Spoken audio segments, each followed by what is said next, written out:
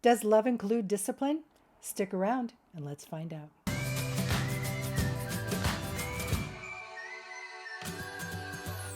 Welcome to Keeping It Real with GmaJo in faith and in truth.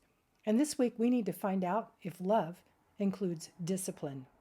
Hebrews 12:5-6 says, "Have you forgotten this word of encouragement that addresses you as a father addresses his son?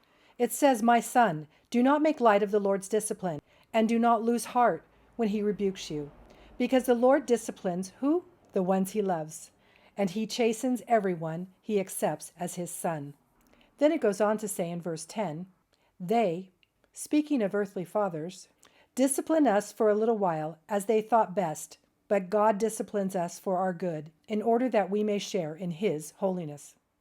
Hebrews 12 is talking about the struggle with sin and how our discipline relates to the Father's discipline of his children.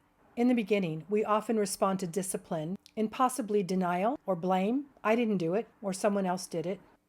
Or we feel defeated, "I can't do anything right." Or we feel defiant, "I can handle this myself." Or we feel self-pity, "Why does this always happen to me?" Or we feel resentment, "Who are you to tell me what to do?" It goes on to say in verse 11, "No discipline seems pleasant at the time, but painful. Later on, however, it produces a harvest of righteousness and peace." And for who? For those who are trained by it. So the point is for those who have learned the lessons. And as we learn these lessons, we mature in wisdom and endurance, and yes, even find joy in the process of discipline, which leads us to our challenge verse, Colossians 3:16.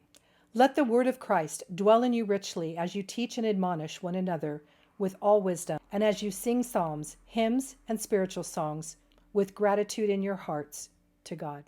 So, does love include discipline? Yes.